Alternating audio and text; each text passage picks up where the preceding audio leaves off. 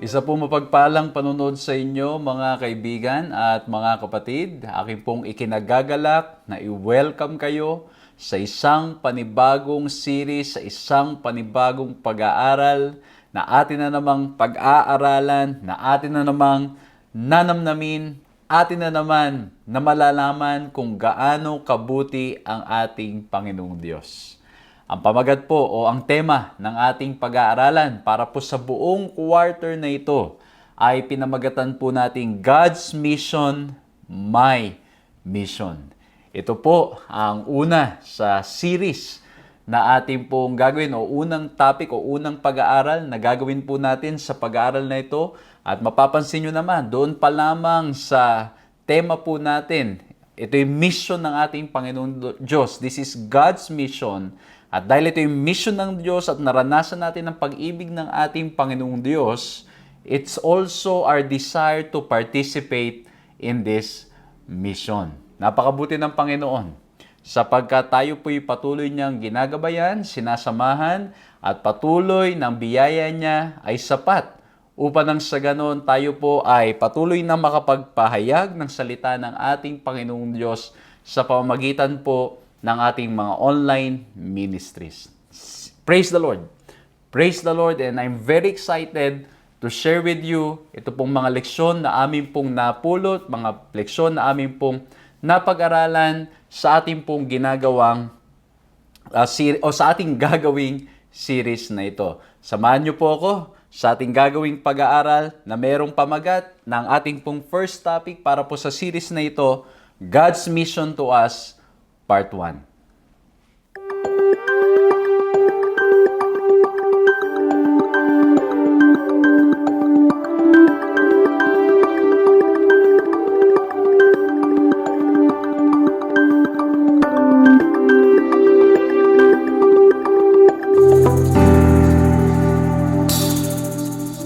Ako po si Pastor John Alexis Mercado at patuloy po kayong sumusubaybay sa paglilingkod na ipinagkakalob po sa inyo ng 3 Points Ministries na napapanood din naman sa Hope Channel Philippines. Kamusta po kayo mga minigiliw ko mga kaibigan at mga kapatid? Tunay na napakabuti na ating Panginoong Diyos at ang prayer ko po at ang aking hiling nawa po'y patuloy niyong nararanasan ang kabutihan niya at ang kanyang pagmamahal para sa bawat isa sa atin. Maring ang ilan sa inyo ay dumadaan sa mga pagsubok ng buhay, may mga problemang dinaranas, mga problema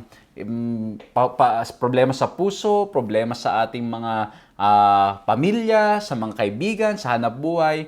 Ano pa man yan, I hope and pray na patuloy tayong nangahawak sa ating Panginoong Diyos sapagkat sa pamamagitan lamang niya, tayo magkakaroon ng pag-asa sa buhay na ito. Gusto ko pong kunin na pagkakataon na ito upang kayo ay anyayahan na i-like, i-subscribe, i-hit ang notification bell, i-follow nyo po kung ito ang unang pagkakataon na nakakasama namin kayo para nang sa ganun po, malaman po ninyo yung mga series, mga pag-aaral na amin pong inihahatid. Ano po? So, sa pamamagitan po ng pag-follow nyo, hit ng notification bell at iba pa, sa amin po mga Facebook pages at ganun din po sa aming YouTube account, manonotify po kayo sa mga pag-aaral. At kung kayo naman ay nanonood sa television, naniyaan ko po kayo na patuloy nyo namang pakipromote sa inyong mga kaibigan, sa inyong mga churchmates, ano po, kung saan man kayo naroon upang nang sa ganon sila rin naman ay makinabang sa atin pong ginagawang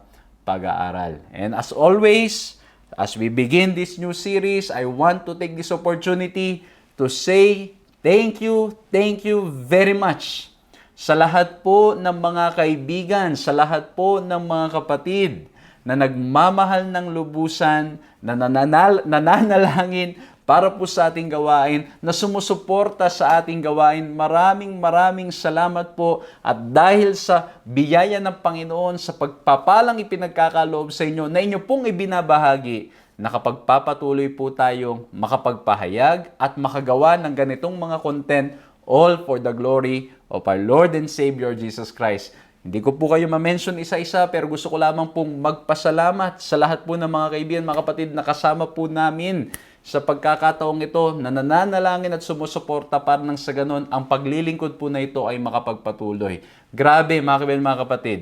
Grabe po, napakabuti niya. sapagkat tayo po'y pinagkakalooban ng mga kagamitan na magagamit natin upang nang sa ganon, tuloy-tuloy po namin kayong mapaglingkuran online. Muli po, all glory and praises belongs to God. Maraming salamat. Purihin ang Panginoon. Pagpalain po kayong patuloy upang nang sa ganon, ang ating mga proyekto at marami pang mga gawain ay magpatuloy. And of course, pansin nyo naman marahil po, no, doon po sa mga patuloy na sumusubaybay sa ating mga pag-aaral. Ang inyo pong lingkod ay abala din na naglilingkod hindi lamang po sa online, kundi maging sa ating mga face-to-face na mga ministries na pangangaral, pagte-training at marami pang iba't pagdalaw sa iba't ibang lugar. Again, hindi po ito magiging posible if not because of all those loving church members, mga loving viewers na patuloy pong sumusuporta upang nang sa ganon, may pahayag natin ang salita ng ating Panginoong Diyos. Maraming salamat po at ganon din sa Adventist World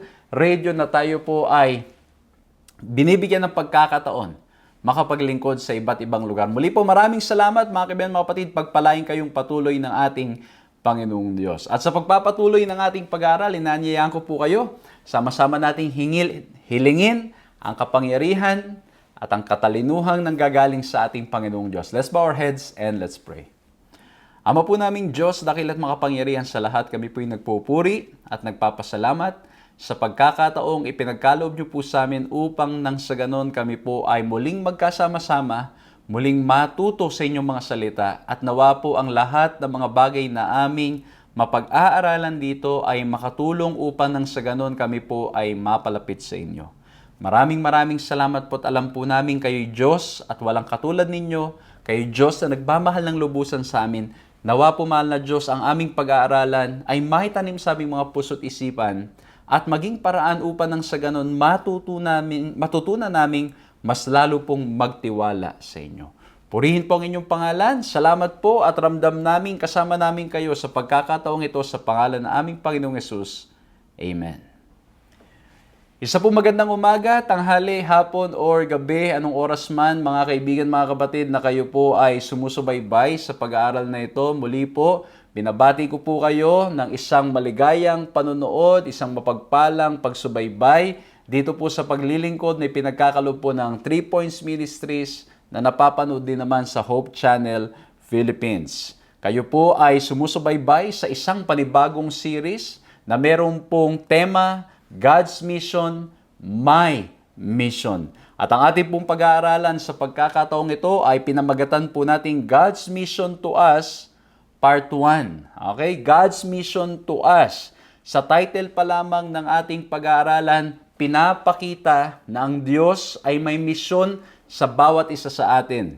At ang ganda mga kaibigan, mga kapatid, sapagkat sa banal na kasulatan, sa pag-uumpisa pa lamang ng salita ng ating Panginoong Diyos sa aklat ng Henesis, makikita na po natin na ang Diyos is really a God na nagmamahal sa atin at ang nais niya ay tayo ay makakilala sa Kanya upang nang sa ganun tayo ay magkaroon ng pag-asa at maunawaan natin na ang Kanyang mga panukala at ang Kanyang kagustuhan ay para sa ating ikabubuti. Pansinin po ninyo itong talatang ating babasahin which will serve as our key text. Ano po, pagkatapos ng pagkakasala ni Adan at Eva, ang sabi ng ating Panginoong Diyos sa Genesis 3 verse 9, o ang description ay, Then the Lord God called Adam and said to him, Where are you? Mas lalo po nating bibigyang pansin yan when we reach already yung ating pong 3 points na ating pong laging ginagawa, no, na summary ng ating pong pag-aaral. At nawa po'y mabless kayo at makinabang kayo. And as usual, lagi ko na po itong sinasabi at uulitin ko, ang binabahagi po namin sa inyo dito ay aming mga refleksyon sa aming pagbabasa ng ating pong lesson. At kung meron po kayong ibang napulot na aral, mga ibang mga bagay na nakikita po ninyong malaga, pwede nyo pong ilagay sa comment box, dyan po sa mga nanonood sa social media. At pwede nyo rin namang isulat sa mga nanonood sa television upang nang sa ganon sa kinabukasan, sa inyo pong pagpunta, o sa kinabukasan, o pagpunta nyo na sa church, o kung kailanman na may pagkakataong mapag-usapan ng mga bagay na ito, you have something to share. In addition po, doon sa amin pong ibinabahagi. Sa mga, ngayon pa lamang po nakakasama namin sa pag-aaral na ito, lagi po naming sinasummarize ang pag-aaral sa 3 points lamang po. 3 bagay lamang para madaling maalala at madali po nating ma-share sa mga kaibigan at sa mga mahal natin sa buhay. And so before I share with you my first point, gusto ko lamang pong bigyan nating pansin itong mahalagang statement na ito at ang sabi sa ating lesson ay ganito: mission finds its origin and purpose only in God. Walang ibang misyon, mga kaibigan, mga kapatid, pagdating sa banal na kasulatan, kundi ito ay galing sa ating Panginoong Diyos at ito ay Diyos ang nag-origin nito. Kasi bakit po? Sa banal na kasulatan, makikita po natin God is in a mission to make Himself known to us. Even before the fall, nung nilikha si Adan at si Eva, ang misyon ng ating Panginoong Diyos ay iparamdam at ipakilala kung sino siya upang nang sa ganon, ang tao ay makaramdam at makaranas ng lubos na kasiyahan, ng lubos na pagmamahal. Ano po? At after ng pagkakasala, tuloy pa rin na ang Diyos ay in a mission to make Himself known. Basahin natin ito. Ang sabi dito, from the beginning, He establishes a relationship with Adam and Eve. Even after sin enters, He continues His mission. But now, it is to reestablish His relationship with humanity. Kasi bakit po? Nang dahil sa pagkakasala, napahiwalay tayo sa ating Panginoong Diyos. Hindi natin magawang lumapit sa ating mga sarili sa ating Panginoong Diyos. And that's why it is God who is reaching out to us. And so, the first point na aking pong gustong i-share sa inyo, meron lamang po kong 3 letter R na ibabahagi ngayon sa ating pag-aaral na ito. Ang ating pong pag-aaral is about God's mission to us, and in order for us to understand mission, we need to understand what kind of God He is. Anong klaseng Diyos ang ating pinupuri at ang ating sinasamba. And based on our study, dito pa lamang po sa pagsisimula ng ating pag-aaral, He's a God who reaches out. Ayan po, no, yung first point natin, He reaches out to us. Bakit po? Sa Genesis 3 verse 9, mababasa po natin ang sabi ay ganito. Then the Lord God called Adam and said to him, "Where are you?" Itong katanungan ng ating Panginoong Diyos ay nagpapakita ng nature ng ating Panginoong Diyos na siya'y Diyos na nagre-reach out sa atin bagamat tayo ay lumalayo sa Kanya. Alam nyo mga kaibigan, mga kapatid, mapapansin po natin, ito'y exactly the opposite of how we operate as human beings. O di ba, anong mangyayari? Pag tayo ay nakagawa ng mali o may taong nakagawa ng mali sa atin, ang gusto natin, yung taong nagkamali ang lalapit sa atin. Kasi sasabihin pa natin, deserve niya yon. Deserve nung taong yon na siya yung lumapit kasi siya yung nagkamali, siya yung gumawa ng mali. Hindi dapat ako ang lalapit. Sasabihin pa nga ng iba, tama yan. Hindi dapat ikaw yung lalapit kasi hindi naman ikaw yung nakagawa ng mali. Pero makikita natin dito sa banal na kasulatan. Dito sa Genesis chapter 3, it shows the nature of God because sinasabi po dito na ang Diyos is reaching out to Adam and Eve kasi bakit po? Pag binasa nyo po sa banal na kasulatan, after the fall, they started hiding before God. So, sin separated men from God. At dahil sa separation ito, ang mga tao ay nagsimulang magtago sa ating Panginoong Diyos. At sa pagtatagong ito, ang ginawa ng ating Panginoong Diyos, hindi sinabi ng ating Panginoong Diyos, hayaan mo silang magtago. Hindi ganoon, mga kaibigan, mga kapatid, hayaan mo silang maghirap. No, ang ginawa ng ating Panginoong Diyos, of course, yung paghihirap is part of the consequences of our actions. Pero ang ginawa ng ating Panginoong Diyos, He reaches out to Adam and Eve by asking the question, where are you? Kaya nga po ang sabi dito ng ating lesson, in spite of the seemingly hopeless situation, God essentially addresses 2 issues in His question to Adam. Yung question niyang, where are you? He addresses the issue of our fallen state and His missionary nature. Bakit po? Kasi bakit? Yung tanong ng ating Panginoong Diyos ay tanong upang nang sa ganon, maunawaan ni Adan ano ang kanyang naging kalagayan nang dahil sa kanyang ginawang pagpiling paglabag sa ating Panginoong Diyos. Kaya nga po yung question na ito, hindi alam ng Diyos. Alam ng Diyos kung nasaan siya. But it's a question upang nang sa ganon, malaman ni Adan ano ang kanyang naging kalagayan. But if you go through the story, ano pong ginawa ni Adan? He started blaming his wife. At yung wife naman, nung tinanong, he started blaming yung serpent. Instead of acknowledging their position and acknowledging their fallen state. Kaya po yung tanong ng ating Panginoong Diyos, pinapakita kung ano ang ating kalagayan. Di ba, pag may mga anak, ano po, may mga anak kami. Alam mo na yung ginawa ng anak mo, pero tatanungin mo, sino yung gumawa nito?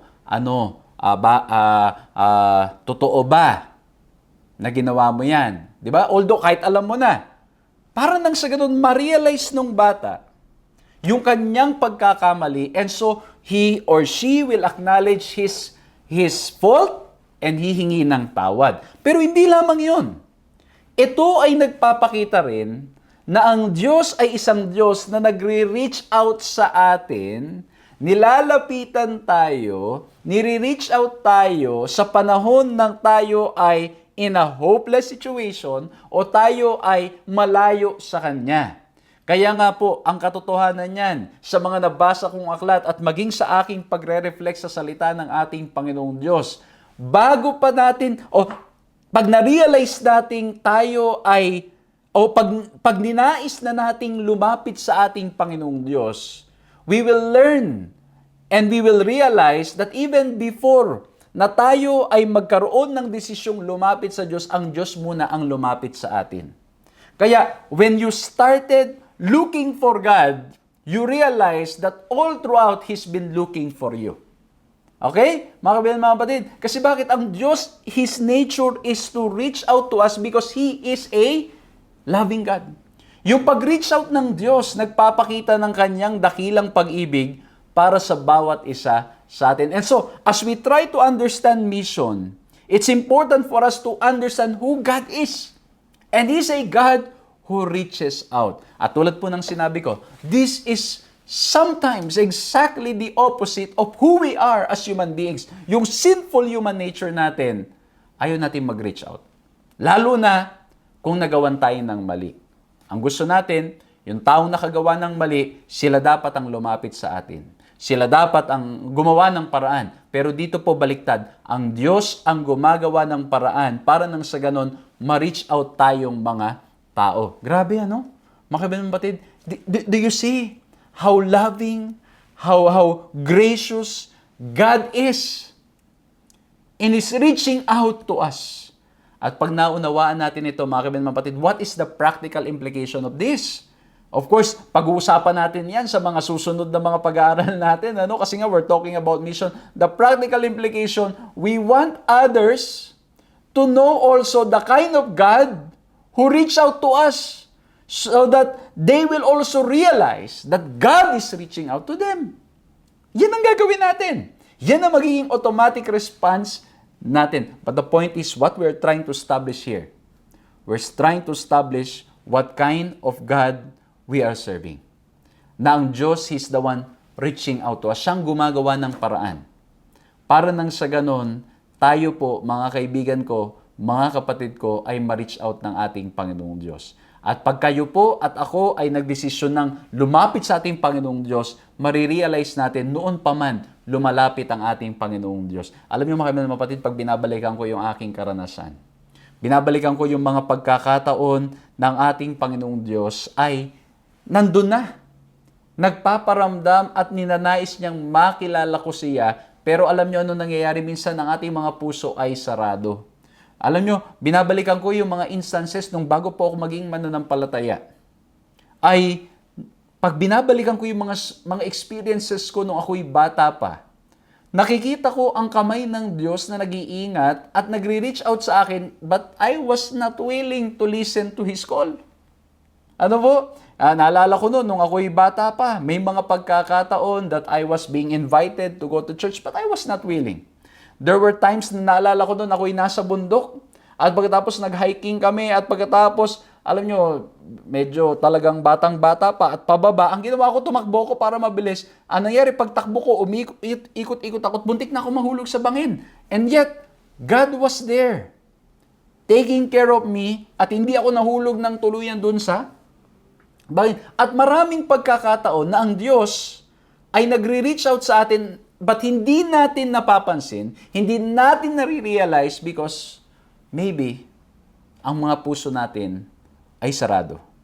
Hindi willing makinig at hindi willing buksan sa ating Panginoong Diyos. Pero kung babalikan lamang natin at magiging sensitibo tayo sa panawagan ng ating Panginoong Diyos, everywhere we go, every encounter na meron po tayong mangyayari, maging mga bagay na hindi natin pinagplanuhan pero nangyari, makikita natin ang kamay ng ating Panginoong Diyos na nag-iingat at nagpapakitang siya'y Diyos na ang nais niya ay makilala natin siya. Kahit nga po sa pagmamaneho May makikita kayong mga billboards minsan sa inyong pagdadrive na nakalagay diyan, talk to me, /God. Minsan may nagdadrive kayo, bigla kayo may makikitang Bible verse sa likod ng sa likod ng sasakyan na nasa harapan ninyo. Minsan naman na nangyari, naglilipat kayo ng radio channel, then suddenly you will hear a study about the Word of God.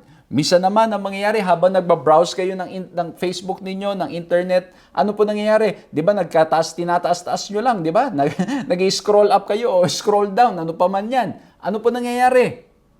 May mga bagay diyan na lalabas na in reality God wanted to reach out to you and to me, and yet we are not willing. Kaya po kami, mga kapatid, sa Adventist World Radio Center for Digital Evangelism, ito po yung aking paglilingkod na ginagawa ngayon, and that's the reason why we are busy doing this online ministry and also proclaiming in our face-to-face ministries and training to different places. Kasi bakit po?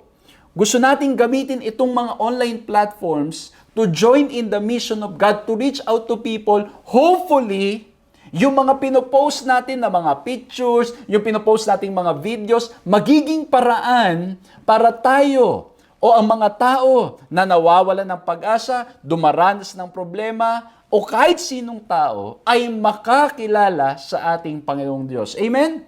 At alam niyo mga kapatid, ang dami kong pwedeng ikwento sa inyo na mga pictures na ginawa ni Mrs., na mga Bible verse, mga messages about pagsubok at marami pang iba at pinost niya, and then suddenly may mga taong magme-message sa amin that they are so blessed, may mga taong magme-message na sinishare po namin ito sa mga kaibigan namin at sa mga kapatid, at pag nalilimutan namin magpo-post, meron pa nagme-message sa amin, Pastor, wala po bang post ngayon na pwede naming i-share? At naalala ko pa nung minsan, mga kapatid, nung wala pa itong mga smartphone at ang uso pa lamang ay yung text and call pa lamang, yung mga 3210, mga 3310, mga ganyan. Naalala ko ang isang ginawa kong ministry is to send just a short text in the Bible or a quote at sinisend ko doon sa lahat ng mga kilala ko, lahat ng mga contact numbers na nasa cellphone ko. At alam nyo, siyempre, nung estudyante tayo, hindi naman tayo laging may load. No, hindi naman tayo laging may load. Pero ano po nangyari, mga kaibigan, mga kapatid? May taong biglang nagsabi, Brother, alam mo yung mga sinesend mo, yan ang nag-sustain sa akin at ginamit ng Panginoon para makakilala ako sa Kanya at magtiwala ako sa Kanya. The point is, mga kapatid, may mga bagay sa paligid natin na ginagamit ng ating Panginoong Diyos, maging sa inyong mga social media, maging sa inyong mga everyday na mga buhay, sa inyong mga ginagawa sa araw-araw, na ang Diyos ay nagnanais na ipakilala ang Kanyang sarili para nang sa ganun maunawaan natin that He's reaching out to us. Na tayo'y mahal niya at ang nais niya, malaman natin what kind of God He is. So number 1, He reaches out.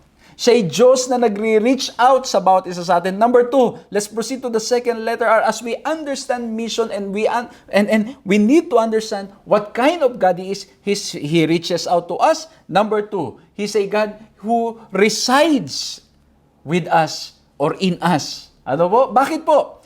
Bakit resides ang ginamit ko pong word? Because many times in the Bible, ang promise ng ating Panginoong Diyos ay yung mga katagang, I will be with you.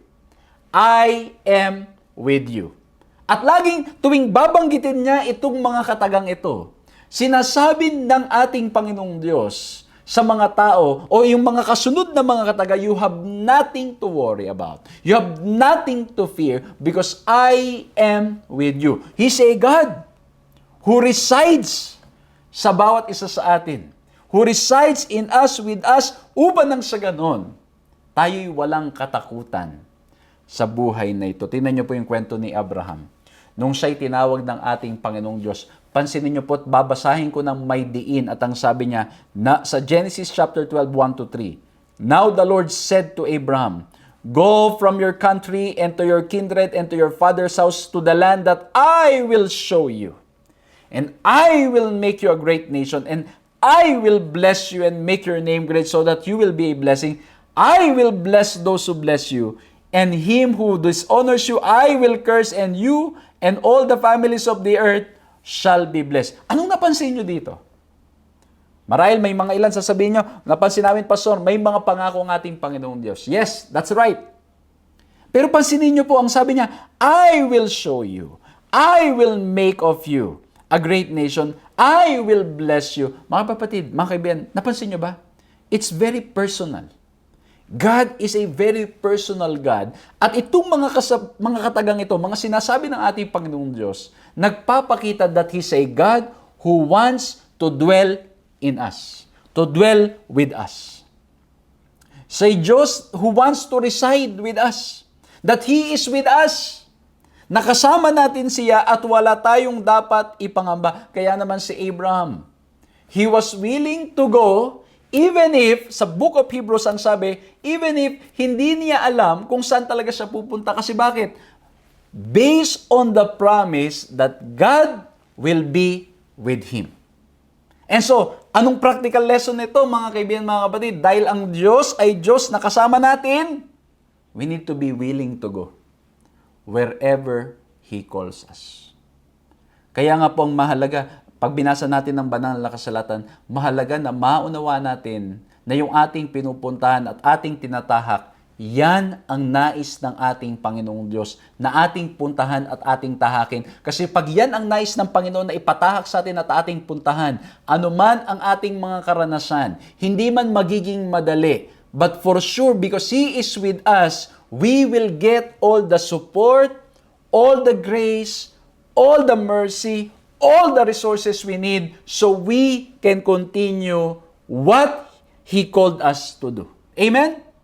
At alam niyo mga kapatid, mga kaibigan, I can really declare and say this with all my heart that this is true. Naalala ko, alam niyo mga kaibigan, mga kapatid, naalala ko ulit-ulit akong ini-invite na umattend sa church and I do not want. At hanggang dumating na lang sa punto na sabi ko, nakakapagod na, lagi na lang akong ini-invite, ulit-ulit na, ayoko nang marinig yung invitation na yan. Sige na nga, pagbigyan ko ng minsan. Nung pinagbigyan ko ng minsan, because God is reaching out to me through those people, nung pinagbigyan ko ng minsan, it changed my life.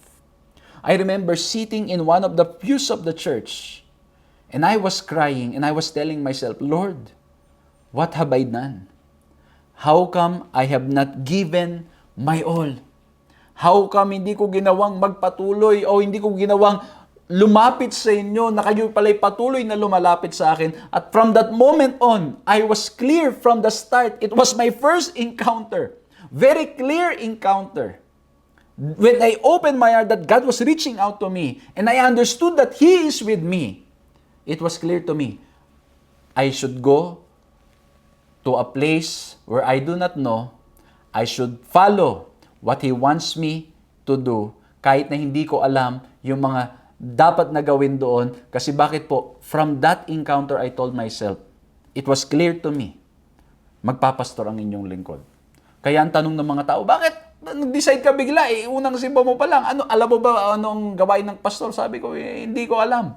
Pero clear ako in my heart that God wants me to serve Him with all my heart. With all my life. And alam nyo, mga kapatid, mga kaibigan, yung iba, tuwang-tuwa yung iba naman, parang ang dami nilang sinabing mga ganito, ganyan. But at the end of the day, may mga pagsubok, may mga trials. There were so many, mga kaibigan, mga kapatid. Hindi ko malimutan yung hirap na mga pinagdaanan. But all throughout, God was with me. And because He's with us, He's with you, kaibigan, kapatid. Sumusubaybay ka ngayon. Ang Diyos is a God who is with us. And because of that, mga kapatid, kahit mahirap, kahit may pagsubok, magagawa nating makapagpatuloy at ang lakas at ang resources na kailangan natin upang magawa ang mga bagay na nais niya, magagawa po natin. But what we need to understand and what we need to remember is that He's always with us. Tingnan nyo pa ito. Sabi niya kay Joseph, sa Genesis 39 verse 2, the Lord was with him. Tingnan nyo yung nangyari kay Joseph. Diba? Kahit nasa kulungan siya, kahit anong pwesto ibigay mo sa kanya, mababa, mataas, ano man yung function niya, nasa kulungan o malaya, ano po? Ang recognition ng mga tao nasa paligid that there is a different spirit in him.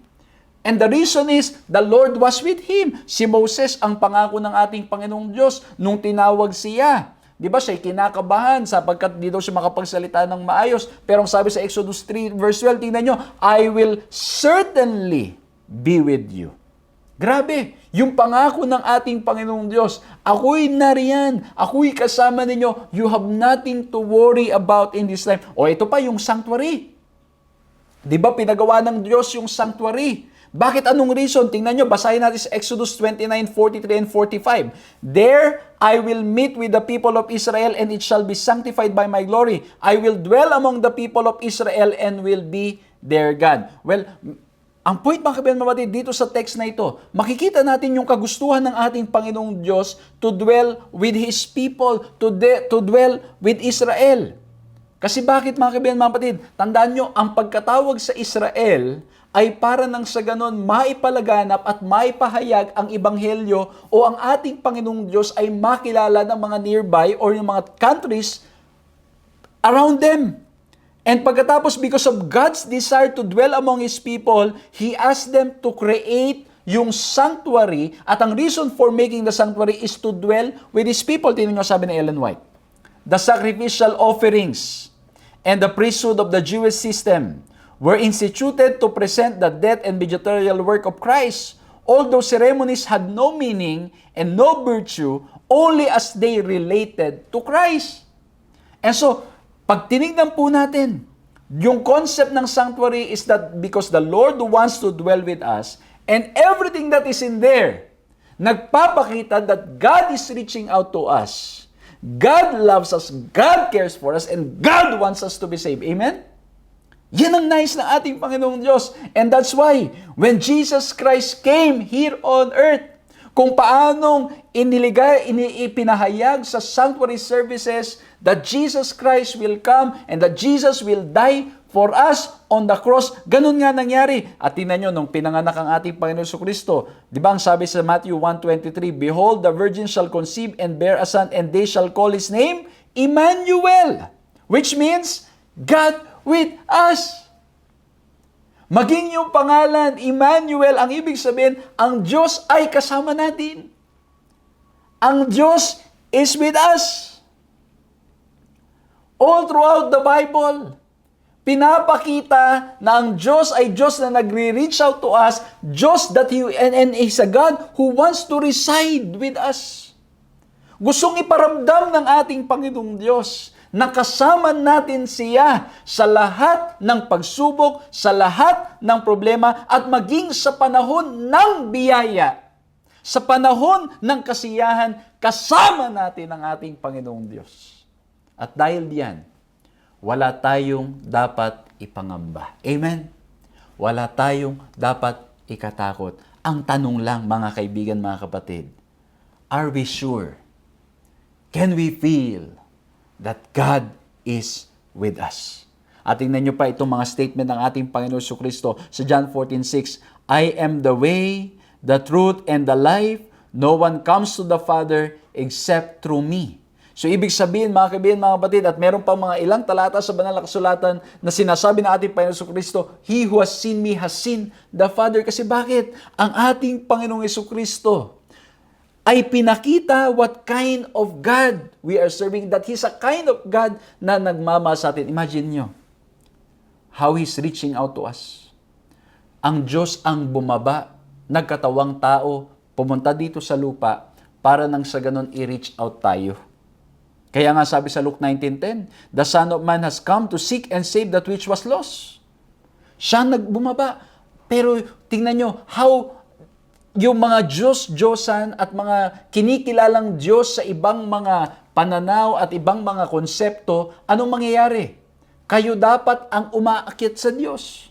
Tayo dapat, di ba, may certain standard yung mga Diyos nila na kanilang sinasamba at kailangan ma-reach mo lahat yun para nang sa ganon ay masabi mong lumalapit ka sa Diyos. You have to please the gods. Kailangan kang gumawa ng mga sayaw, mag-offering ng mga ganito at marami pang iba para lang ma-please mo yung Diyos at para nang sa ganon, mahalin ka ng Diyos nila.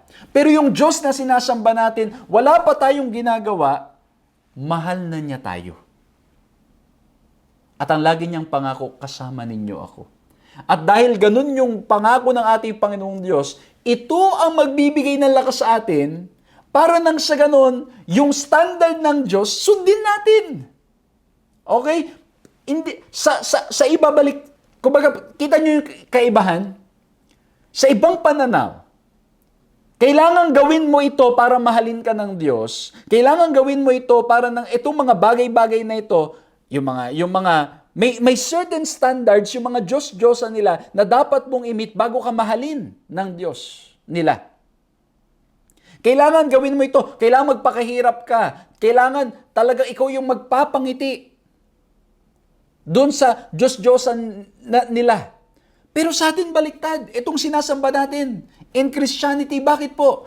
Ang Diyos, wala pa tayong ginagawa, He died on the cross for us. Ang Diyos nagmamahal sa atin ng lubusan. Yun ang kaibahan. At kaya tayo susunod, kaya natin gagawin ang kanyang mga naisin, kasi bakit? Naranasan natin ang kanyang dakilang pagmamahal para sa bawat isa sa atin. Yun ang different. Yung pagsunod natin, resulta ng pagkadama ng pag-ibig ng ating Panginoong Diyos. Kasi gusto nating manatili sa pag-ibig ng ating Panginoong Diyos. Grabe mga kaibigan, mga kapatid. Kaya nga tingnan nyo, yung kamatayan ng ating Panginoong Jesucristo, nagpapakita ng Diyos na nagmamahal sa bawat isa sa atin. 2 Corinthians 5:21, God made Him who had no sin to be sin for us so that in Him we might become the righteousness of God. Grabe! Mga kaibigan, mga kapatid, He died for us. Yung mga Diyos-Diyosan sa mga napapanood ko sa mga Greek mythology na mga nababasa ko, anong mangyayari? Ikaw ang kailangang mamatay muna to please them, to please their gods. Pero dito, mga kaibigan, mga kapatid, it's God who became man, Jesus Christ, and He died on the cross para nang sa ganon, akuin yung ating mga pagkakasala, yung punishment na para sa atin, para tayo yung mga ligtas. At pag naunawaan natin ito, na mahal tayo ng ating Panginoong Diyos, nanaisin nating sundin ang lahat ng kanyang mga sinasabi. Susundin natin ang kanyang mga utos. Susundin natin ang kanyang mga kalooban. Susundin natin ang kanyang mga kautusan. Ano po? Kaya nga po yun yung lagi natin sinasabi. Sinusunod natin kasi gusto nating manatili sa pag-ibig ng Diyos at sinusunod natin dahil ang Diyos nagmamahal sa atin. Kasi magkaiba yung kaya mo to ginagawa para makadagdag sa kaligtasan ng Diyos at saka yung ginagawa mo kasi gusto mong manatili sa ating Panginoong Diyos. Manatili sa pagliligtas ng ating Panginoong Diyos. Kaya po ito nagpapakita that God is a God who resides with us, who resides in us. Isang Diyos na ang nais ay maranasan at maramdaman nating sa lahat ng ating pinagdadaanan. Kasama natin siya. At alam po ninyo, after His death, Siya'y na-resurrect at pagkatapos, He gave the Great Commission at ang sabi sa Matthew 28:18-20, and Jesus came and said to them, all authority in heaven and on earth has been given to me. Go therefore and make disciples of all nations, baptizing them in the name of the Father and of the Son and of the Holy Spirit, teaching them to observe all that I have commanded you, and behold, I am with you always to the end of the age. Ano po mapapansin nyo dito? After the resurrection, God gave them the Great Commission to make Himself known. Ipahayag ang Ebanghelyo, ipahayag anong klaseng Diyos siya sa mga tao sa kapaligiran, at sila ay mabautisman, madisciple, upang nang sa ganun, malaman din nila what kind of God we are serving. Kaya grabe, mga kapatid, yung Diyos natin ay Diyos na nais niya na lahat ng mga tao makaalam na ang Diyos is reaching out to us and He resides in us and with us. Na siya ay Diyos na ang nais ay paramdam sa ating kasama natin siya. Hindi tayo nag-iisa. Sabihin nyo nga sa inyong mga katabi, kung may katabi kayo ngayon, sabihin nyo, hindi ka nag-iisa. Kung mag-isa ka naman ngayon, sabihin mo sa sarili mo, hindi ako nag-iisa.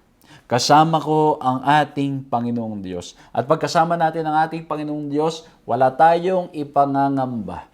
Wala tayong katatakutan. Kasi bakit po? Siya pa lang sapat na. Pansinin niyo sa banal na kasulatan, nung panahon natatakot ang mga disipulo, napakalakas na mga alon, sila'y kabang-kaba, na-imagine ko sila'y talagang tulirong-tuliro na, hindi na nila alam ang kanilang gagawin. Malagay ko, sila'y worried na, sila'y anxious na, sila marahil ay nagsasabing, naku, wala na tayong pag-asa, and yet Jesus came walking on the water, at ang sabi ng ating Panginoong Diyos, it is I.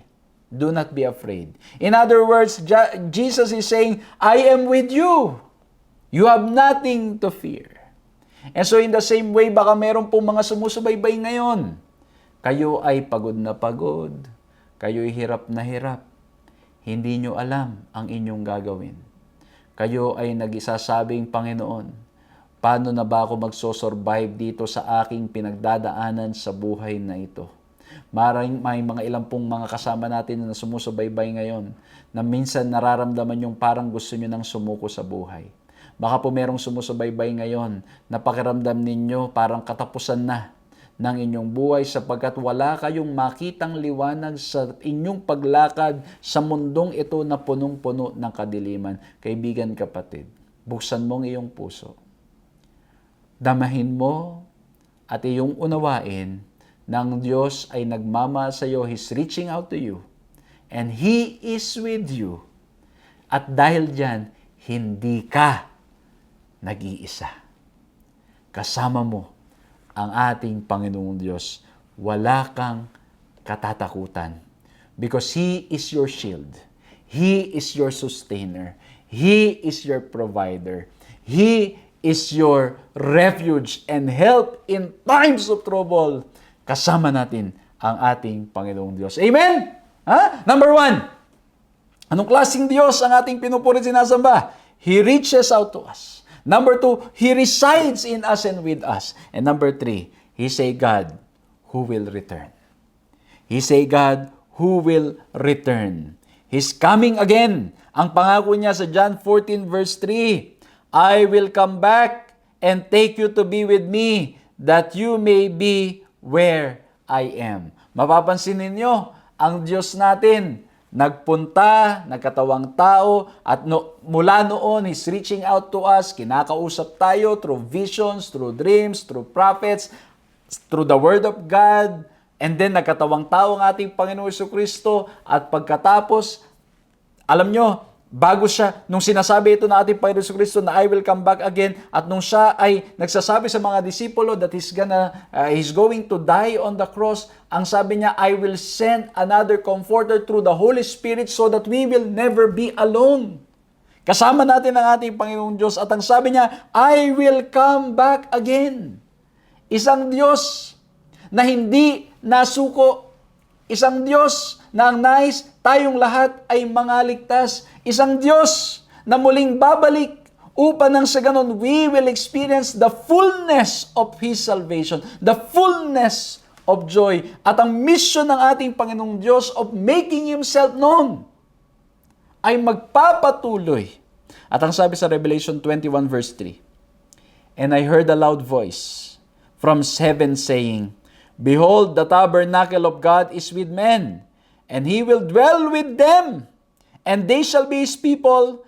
God Himself will be with them and be their God." Pansinin nyo. He will dwell with them, and God Himself will be with them and be their God. Siya'y Diyos na babalik. Siya'y Diyos na patuloy na nagre-reach out to us. And when He comes for the second time, ang mangyayari po, He will dwell with us. Kumbaga yung nagse-separate sa atin na kasalanan ay mawawala na, matatapos na. Wala na tayong pangamba, wala na tayong mga luha, kamatayan, wala na yung mga bagay na yan. Makakasama na natin ng ating Panginoong Diyos magpakailan-kailan pa man. Mga kapatid, are you excited for His soon return? Meron po ako nakausap ngayong itong mga nakaraang araw. At ang sabi niya sa akin, Pastor, nakita ko po na kayo ay aktibong-aktibong naglilingkod at nangangaral online at maging sa mga face-to-face na mga pangangaral at marami pang mga trainings na ginagawa. At ang sabi niya sa akin, Pastor, magpatuloy po kayo sa paglilingkod and I want to support para po nang sa ganun mas marami pang magawang paglilingkod at marami pang maparatingan ng Ebanghelyo because I want Jesus to come very soon. And the good news is, mga kapatid, habang tayo naghihintay sa kanyang ikalawang pagbabalik, ngayon pa lamang, hindi na tayo matatakot kasi yung second point natin, kasama natin siya. At sa kanyang muling pagbabalik, ito mga kapatid, it's going to be it's a complete encounter with God. Yung ating sinasamba, yung ating pinupuri, yung ating dahilan ng ating mga pangangaral at pagsamba ay makakasama na natin. He's coming again. And so, we have a God who reaches out to us, who resides in us and with us, and He's promising us that He's coming again. He will return. He's a God who will return. Para nang sa ganon, makasama na natin siya magpasawalang hanggan na wala ng separation ng pagkakasala. Mga kapatid, ito po ang klase ng Diyos na ating pinupuri at ating sinasamba. Isang Diyos na dakila ang pag-ibig, isang Diyos na maawain, isang Diyos na punong-puno ng biyaya, isang Diyos na ang nais ay tayong mga ligtas at madama natin na mahal tayong lahat. Kaya po kung may sumusubaybay ngayon, na you feel alone, you feel you are not loved, you are not accepted, gusto ko pong iparating sa inyo, mag-aral kayo ng salita ng Diyos at maging sa pag-aaral natin ngayon na ang Diyos ay nagmamahal ng lubusan sa inyo. Ang Diyos ay nagmamahal ng lubusan sa bawat isa sa atin. Mga kaibigan, mga kapatid, I hope that you are excited to learn more about this lesson. Sapagkat sa umpisa pa lamang, I'm already so thrilled and excited. Kasi bakit dito pa lamang pinapakita anong klaseng Diyos ang ating pinupuri at sinasamba. Dito pa lamang mauunawaan natin ano ang misyon as we look at the nature of God.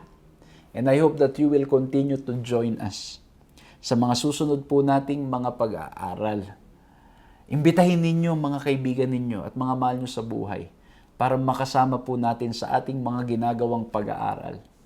Para naman nang sa ganon, sila rin naman maunawaan at maintindihan what kind of God we are serving. Nawa po'y na-bless kayo. Again, ang ating pong 3 points natin.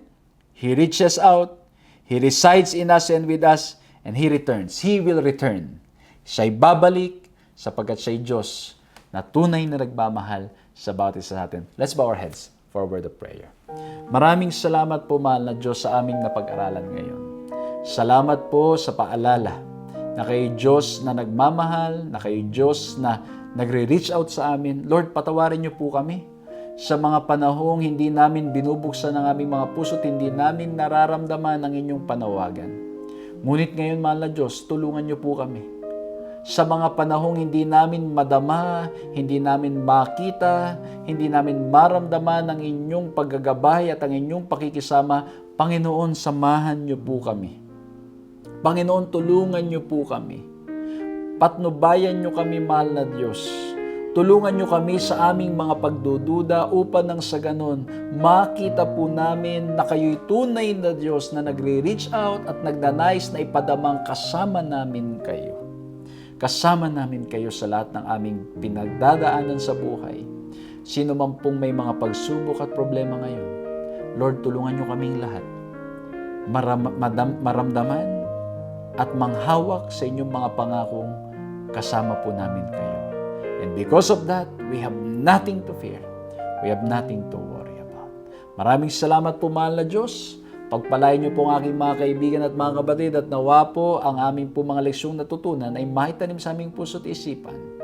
At hindi lamang po yan, nawa po'y patuloy kaming magkasama-sama sa mga susunod pa po naming gagawing pag-aaral habang aming pag-uusapan ng napakagandang temang ito, God's Mission, My Mission. Purihin po kayo sa pangalan ng aming Panginoong Hesus. Amen. Maraming salamat po mga kaibigan, mga kapatid, sa inyong ginawang pagsama sa ating pag-aaral na ito at nawa po'y nakinabang kayo, nawa po'y na-bless kayo at patuloy ko po kayong inaniyan. Pakishare po ang ating pag-aaral na ito. Pakishare nyo sa mga kaibigan, mga mahal sa buhay upang nang sa ganun malaman din po nila ang ating pinag-aaralan. Napakagandang tema, God's Mission, My Mission. At muli po maraming salamat sa lahat ng mga nagpe-pray, sa lahat po ng mga nagsusupport at nawa po'y patuloy kayong pagpalain ng ating Panginoon at patuloy po tayong magsama-sama sa mga susunod pang pag-aaral na ating gagawin. Muli po, purihin ang Panginoon. Magkita-kita po tayong muli. God bless you.